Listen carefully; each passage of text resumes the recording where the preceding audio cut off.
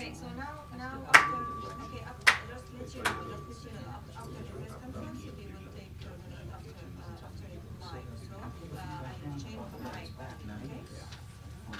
And she's ready next to the camera.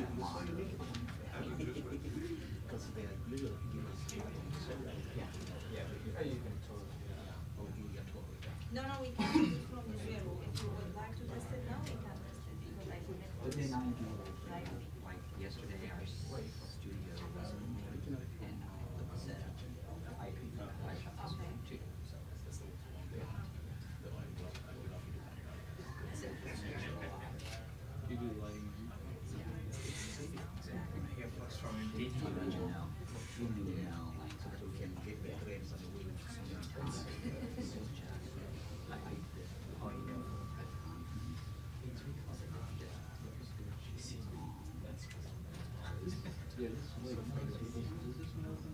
Yeah. If you have a problem, you can use my phone when you need after the press conference to give me a call.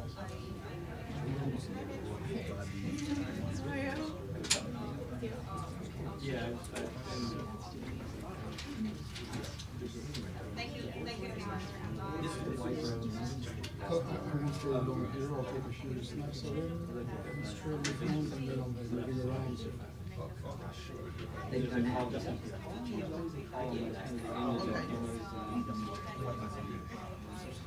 Okay. It's just to be informed for.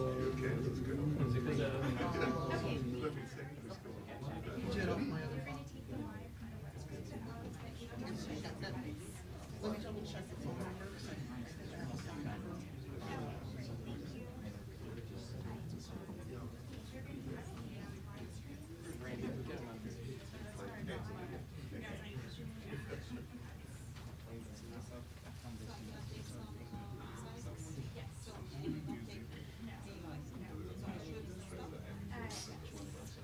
Is this the one what's at the end? Because if that's the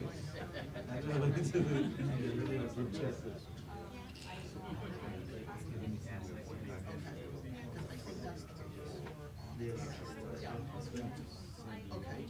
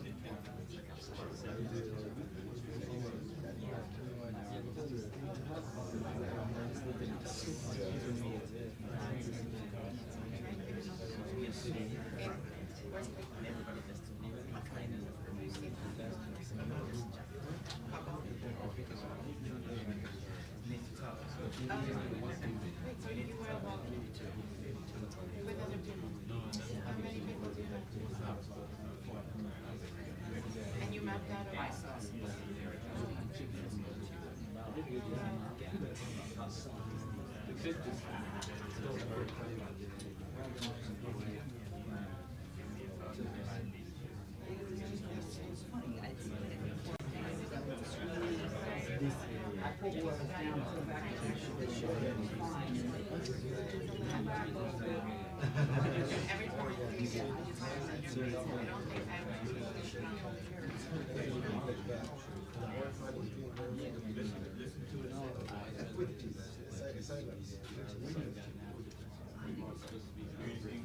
No, I don't understand. Yeah, this is usually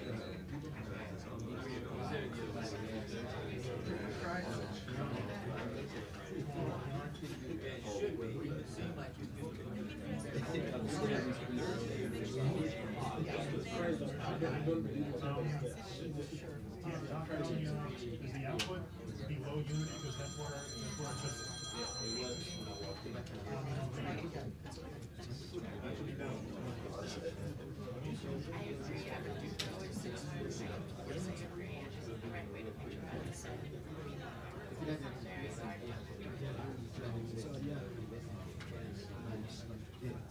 Okay, for all you folks recording, this is your test you're gonna get.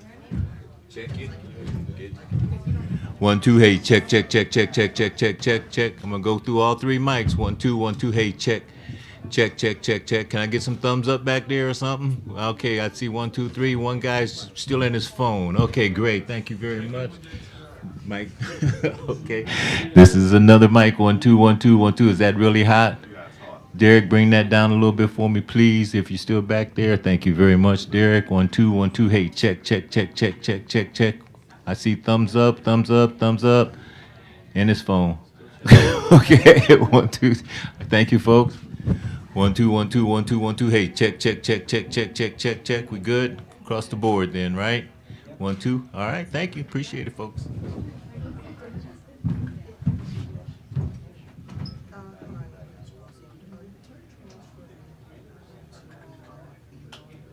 Thank you for your cooperation. Yeah.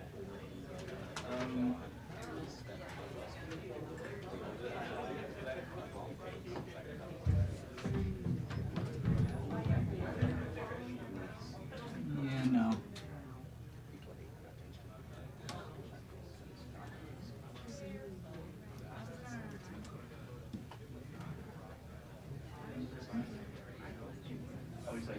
Competition.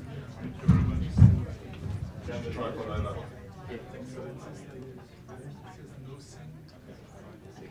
you going to fight or are you going to do your...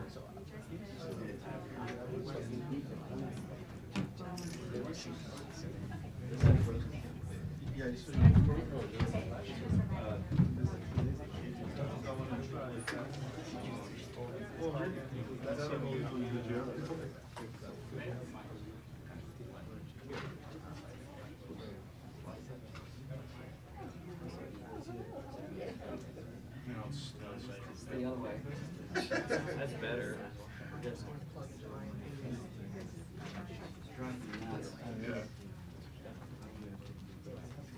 Yeah. I'm not doing I'm doing a live as soon as the press conference is done, so I want to just plug into my meeting now. I can just be live until the press conference is done.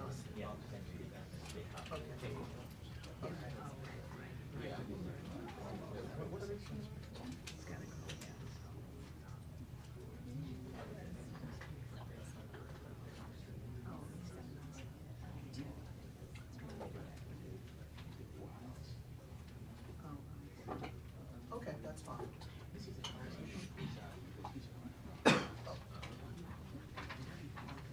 Okay, appreciate it. Thank you.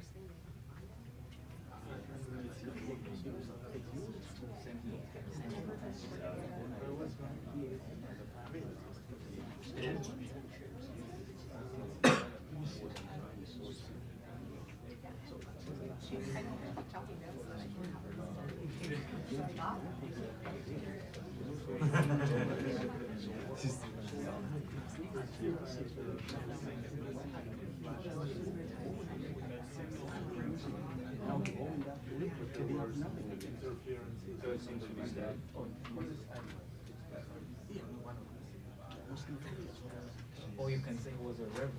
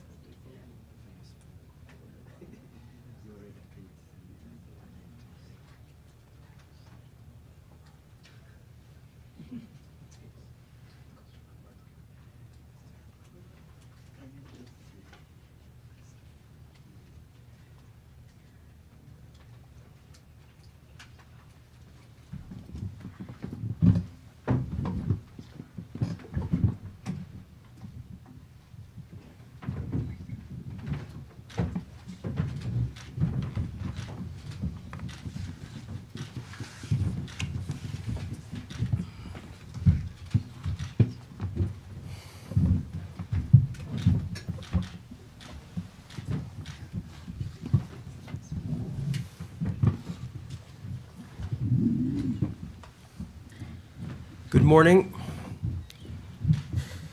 Thank you very much for coming today.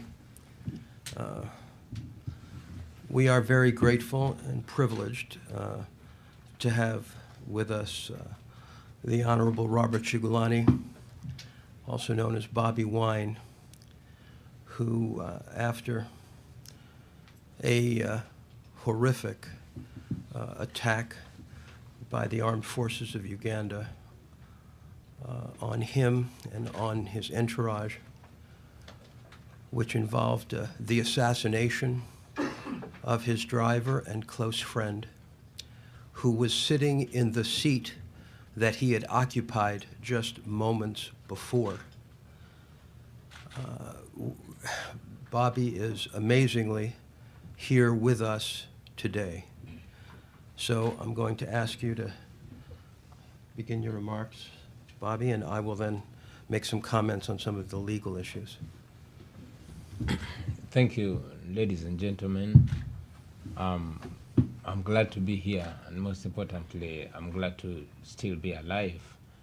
I'm here against the advice of my doctors and my family, but I thought it's more important to be here, especially on behalf of my fellow Ugandans, particularly those in Chad on the east and those that still go through the repression. It should be noted that I'm not presenting myself as a victim, because I'm nobody's victim. I'm a survivor, and I would rather represent resilience rather than giving up.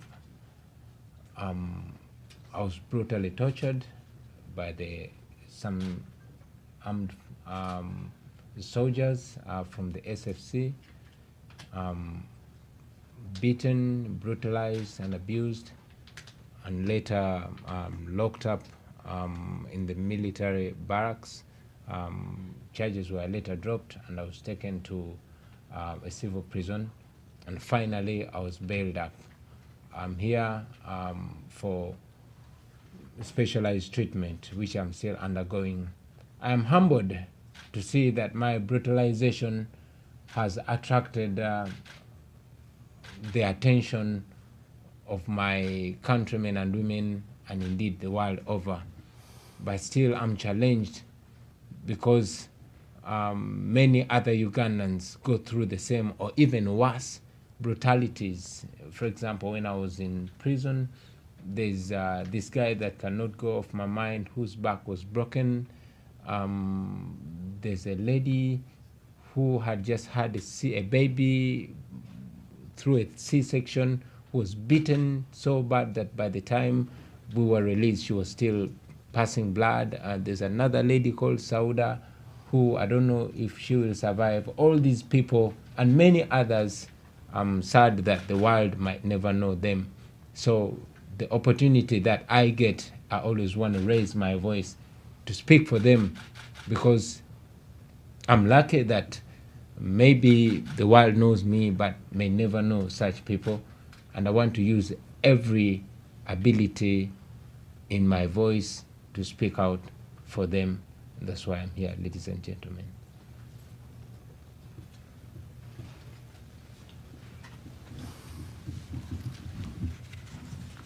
And yes, I'm also here to symbolize the resilience of Ugandans, to tell them that we still stand for justice, equality, freedom, and dignity for everybody. We represent the power of the people.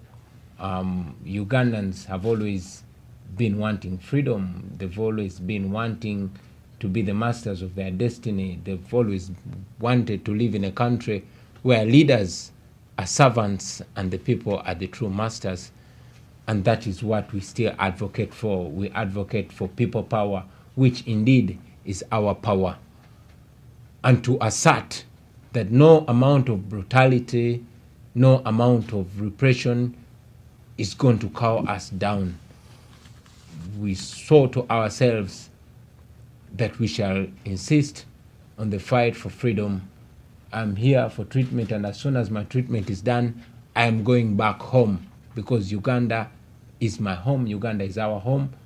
we have never had and will never have another home, and it's upon us to create a home that is good for us, for our children, and our children's children. I thank you.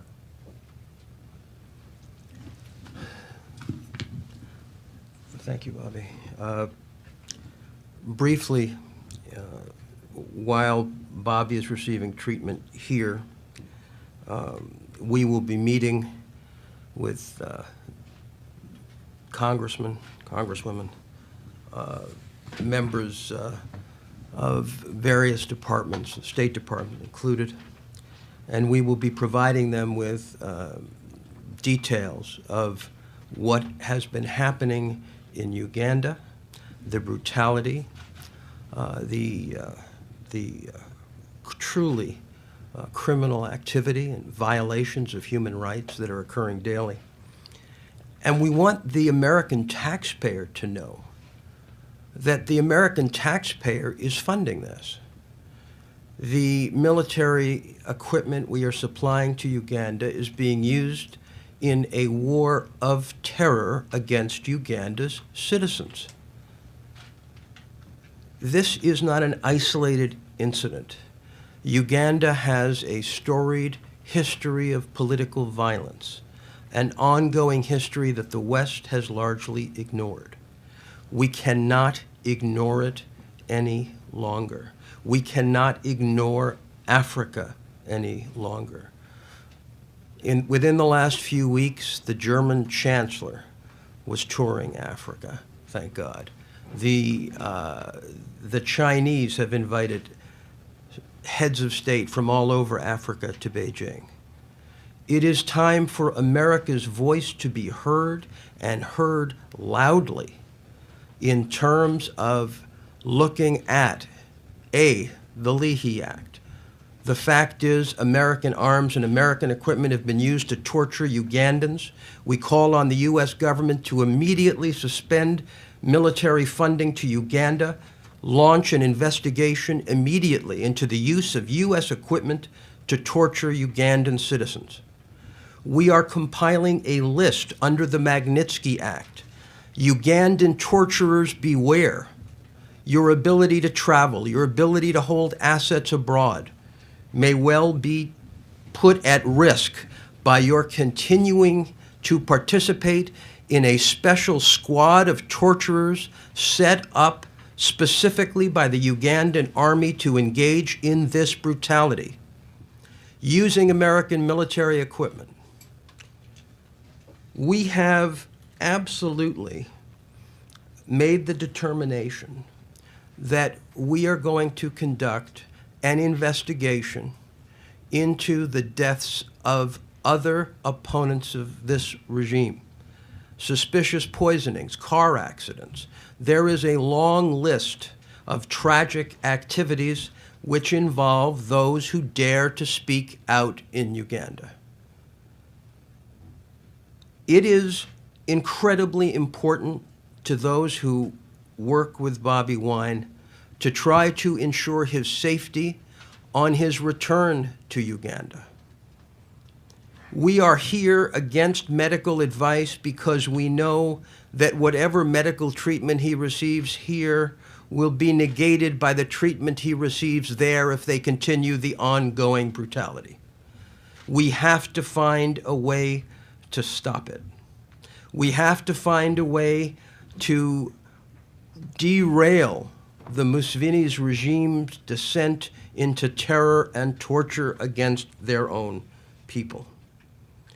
Now, a lot of comments have been made with people saying, well, because he's got an international lawyer, somehow there's some foreign agent involved. There ain't no foreign agent involved. There is, however, something to note, and that is that the Museveni regime is a foreign agent of the American military with respect to its activities in Sudan and Somalia. And therefore, it is Washington that has the ultimate control over what's going on in Uganda today.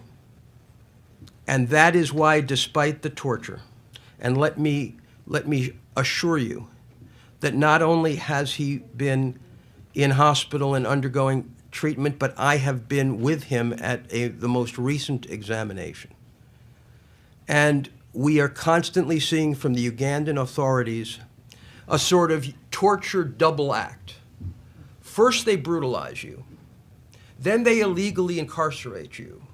And then they give you the false news treatment, where they want you to embarrass yourself and your family and suffer the indignity of putting your body on display so you can demonstrate just how vicious they are. We're not doing that.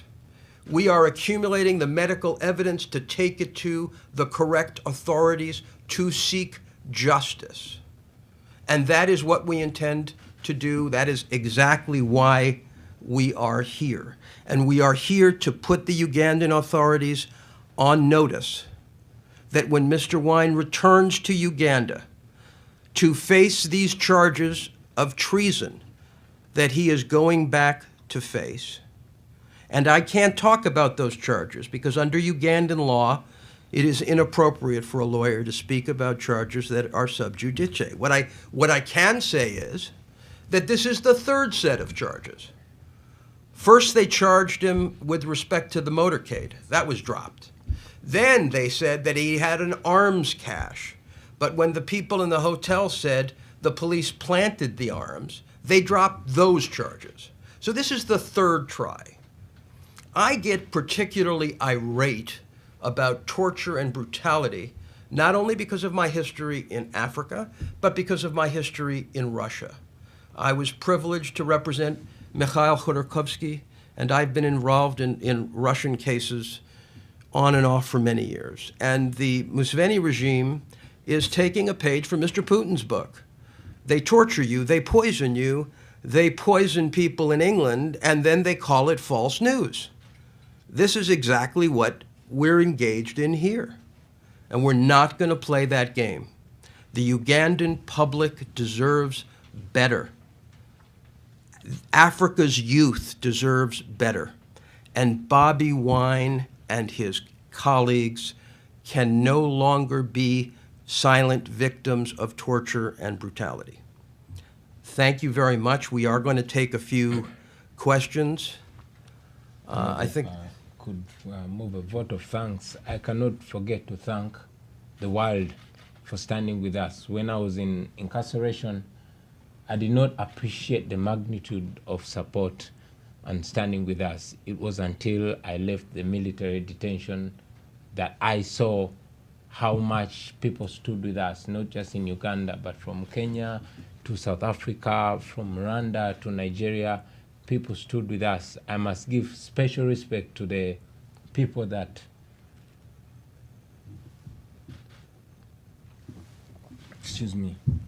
paid the price.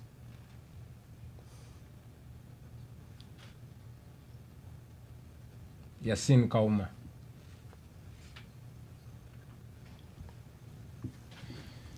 Excuse me.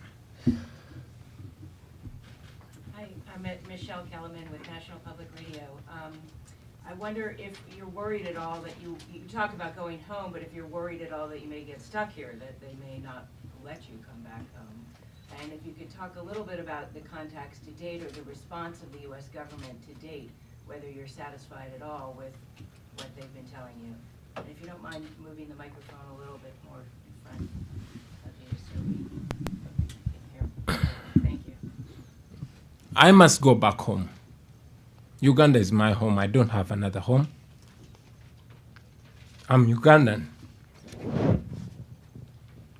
And I'm going back home. Yeah.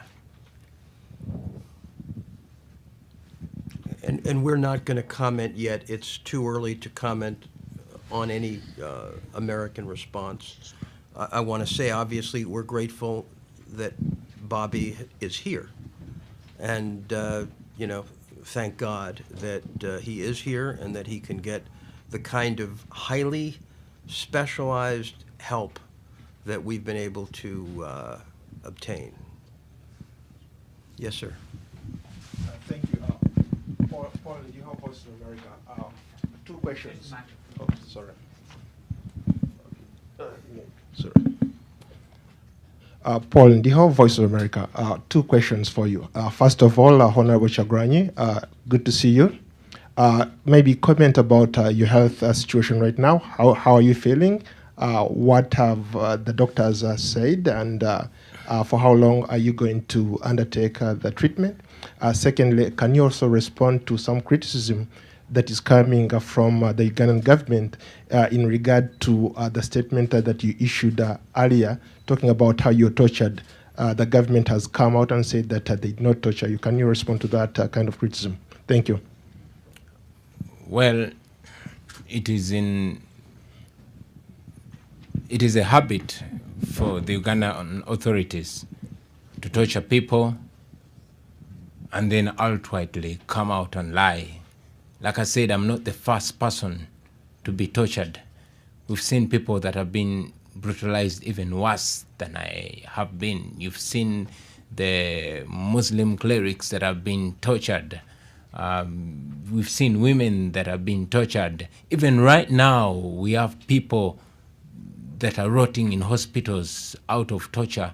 And like I said, it's a privilege for me to be able to even access specialized treatment. And the least I can do is to speak out for those hundreds, if not thousands, of people that have been brutalized.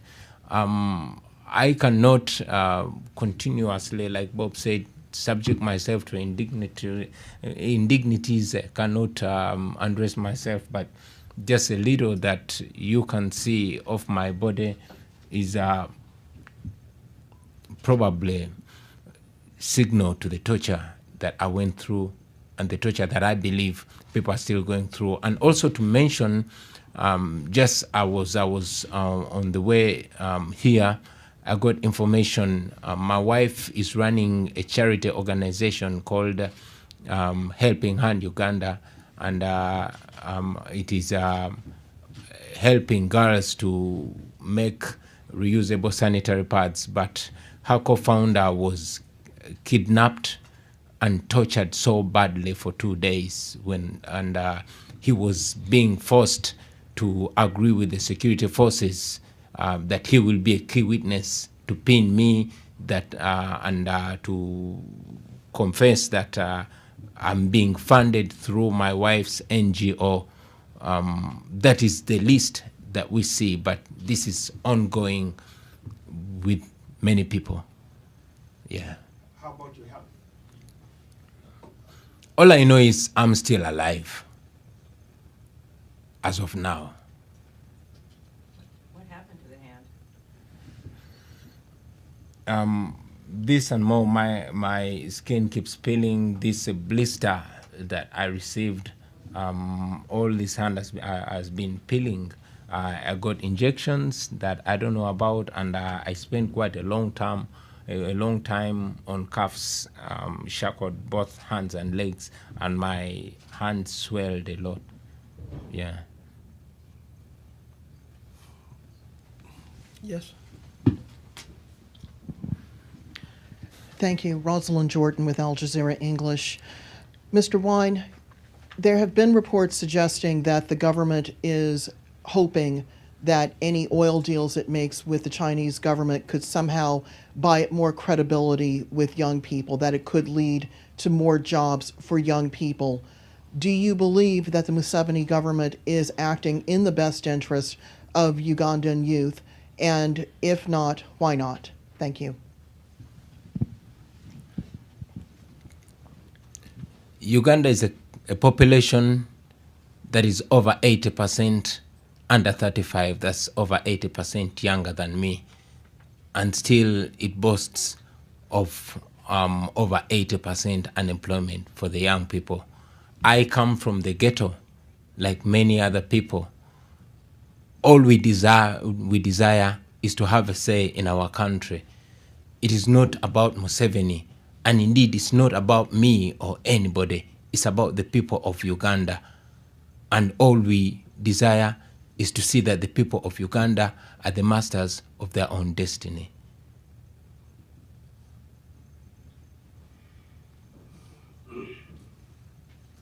Yes, sir. I'm Andrew from South Africa. I have a few questions for you. Is it possible for you to engage South African companies that are in Uganda to disinvest in Uganda? That's one. Two, what is the African Union doing about human rights in Uganda? And three, is it possible for you, or have you spoken to the UN, let's say the new chairperson of the Human Rights Commission, Michelle Bachelet? Thanks. As we speak right now, like I said, I came out to speak to you against my doctors and my family's advice, but I will continue to engage team and friends to see what together we can do to liberate ourselves. And indeed, all options, all decent options will be put on the table. And I just should add that international investors in Uganda have obligations under the Global Compact, the Equator Principles, corporate human rights principles. We intend to contact major investors in Uganda to copy them in respect to the torture issues, to highlight the lack of proper governance in Uganda, to highlight the militarization that is going on there in terms of popular behavior and of the government, and to ask them to intervene. It is now, frankly, a duty of these multinationals that attend all these conferences and spend a lot of money on all these nice CSR documents to step up. We have a critical situation in an absolutely critical country in Africa, and now those people who invest in Tullow and other activities in Uganda, like the key banks, they're all going to be contacted. And we're going to put our pedal to the metal in terms of making sure that investors understand that while individuals don't have access to rule of law, that is an issue that impacts their investment. And while we're not today in any way seeking disinvestment from Uganda, what we're seeking is responsible investment in Uganda. Including from the Chinese and Russians? Listen, frankly, one of the things that's important for the Chinese to understand, as I think they are starting to, now that Malaysia has rejected two of their newest projects, is that there is, even for China, a balance. And yes, I think given the massive presence of China in Africa, there is no country that should not be made aware of what is going on. But it is, as I said, sadly, it is U.S. weaponry. So we have to deal first at home. It is U.S. weaponry, and it is $500 million of U.S. taxpayer money that's going to these arms that are being used against Uganda's own people. What about U.S. churches? Are they involved in Uganda? Absolutely another area that we intend to touch on. But I think, people need to understand that what happened as a result of Arua is only beginning to be digested.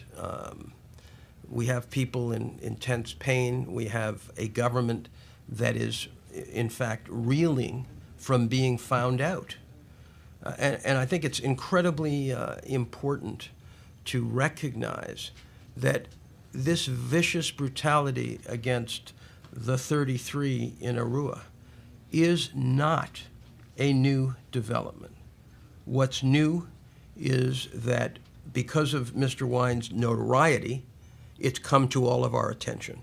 That's really what's new. And when you see what's happening in Ethiopia and you see what's happening in South Africa, there is a new wind blowing in Africa, and the Ugandan government has to get back to basic principles, and they have to disband the torture cell, and they have to bring those people to justice. Thank you very much. Okay, one more. My name is Samuel. Question is, what do you make of the treason charges that have been put against you? And secondly, do you consider yourself to be an opposition leader who would run for president during the next election?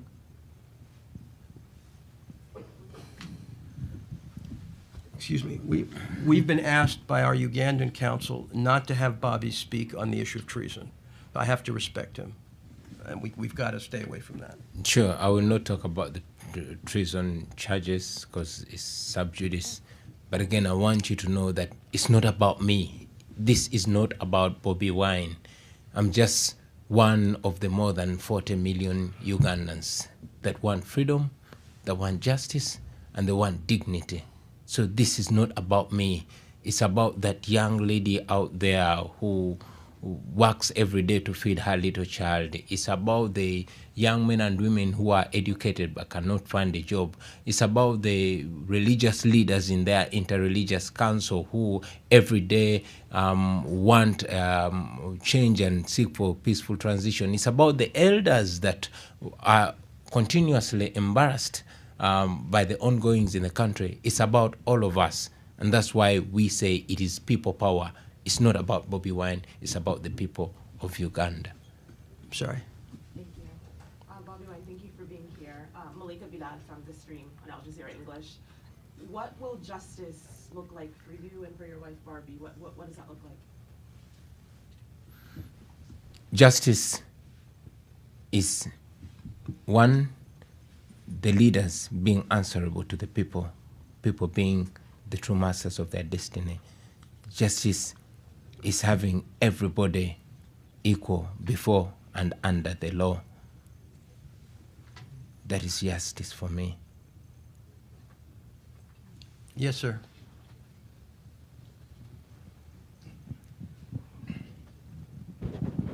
Thank you. My name is Ni Akwete. I'm not a journalist, but I'm an activist, and I'm Africa-born. And I have worked to see the U.S. support democracy across Africa for 40 years. And so I'm happy to see you here and getting good medical advice and good legal advice. But my question is, what do you want the U.S. activists and people who push for democracy in this country, what would you like them to do so that they can get the U.S. supporting democratic processes in Africa rather than dictators? What do you want us to do? I'll be brief. I want you to stand with the oppressed, not the oppressor.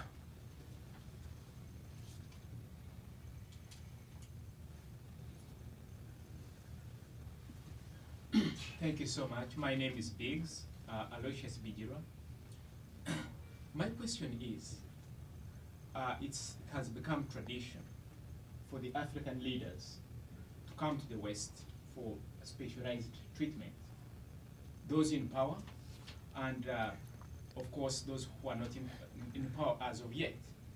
So, my brother and friend, Bobi Wine, if you were to be lucky to become a leader of Uganda, or as a member of parliament even right now, how do you hope to change this trend? Because while the leaders are able to get those specialized treatment, not everybody is lucky to get the same treatment. So what's your take on that? Like I said, I'm lucky and humbled. One, that my brutality is seen by the whole world, and that I have the opportunity to come for specialized treatment. I've never left my country for treatment, but because of the distrust of our institutions, for example, I was brutalized. The second time I was arrested from the airport, I was brutalized in front of a government doctor. And because of what was injected in me, myself and my family was scared that our medical institutions did not have the ability to find out what exactly was in me. I was referred. And yes, because I was treated from Rubaga Hospital, which I really, really recommend the doctors who are highly professional. But after treating me of the wounds that they could treat me, of the bruises that they could treat of, they had to refer me because my back had more complications. I had to get more specialized treatment in the United States. But my hope and prayer is that together as the people of Uganda will make our home well, we will make our hospitals well on the standard that we don't have to leave our home for medical treatment, because this is just me, but thousands upon thousands of Ugandans need good health care, and they cannot afford to leave their country. And indeed, they should not be leaving their country to be treated elsewhere. This has ever been there. We've ever had good hospitals. We indeed can have good hospitals if our leaders serve for the benefit of their people. But I think it needs to be brought out, and I think the Ugandan government has been unfair in this. Bobi's torture, the two more sessions, doctors were in their presence, and I think at the time that you were removed from the airport, there was actually a doctor in the ambulance witnessing another brutal beating. And in fact, they unscrewed the light bulb so journalists couldn't see them beating Bobi in the ambulance. So when you lose respect and the ability to believe that the doctors are actually going to be looking after you, and now we've seen today that there's been some report released that Bobi was fine. Well, the Ugandans can try this kind of bogus trick. But my message to the Ugandans is, we have him in specialized care. We have details and documented analysis and treatment going on. There is not going to be any doubt about what happened. But what we're going to do is use that information with the authorities in the United States, with the authorities at the United Nations, and attempt to seek retribution. This is a fight that is much more than a political fight in terms of media. This is a fight to actually change the methodologies used by the Ugandan government to torture their people. The goal is that Ugandans will have the rights that their government signed them up to under the International Covenant for Civil and Political Rights. What happened in Arua was that there was a by-election, and the government and the army were very unhappy that they lost. And rather than determine to make Uganda better, they determined actually to assassinate Bobi. Because the torture is a side play. They wanted to kill him, and that's why his driver was murdered in exactly the position they expected Bobi to be in. So this bunk from the government, nobody believes. Because this is a government that is afraid to actually compete in Uganda for the votes of its people. Because they have no policies. They don't want to debate policies. What they want to do is intimidate and break the opposition. And Bobi's goal and that of many other Ugandans is to make sure that doesn't happen. So again, thank you very much. Very briefly, can you say a few words in Swahili and Uganda for our international audience? Can I speak in Luganda, please? Sure. Eri bannayuganda mwenna nkyali mulamu, nvuddeyo okujja okwogera nammwe newankubadde abasawo bange ne famire yange badde tebaagala njogere kuba mbadde nkyali mu bujjanjabi, nenza okwogera gye muli kuba nafuna omukisa okunyigirizibwa kwange newankubadde bantu bangi nnyo banyigirizibwa abali oboolyawo n'okusinga nze. Njagadde embeere eddoboozi eri mmwe n'okwogera ebigenda maaso mu ggwanga lyaffe, okumakinga sure nti kino ekyantuuseeko tekiddamu kutuuka ku muntu mulala yenna yenna.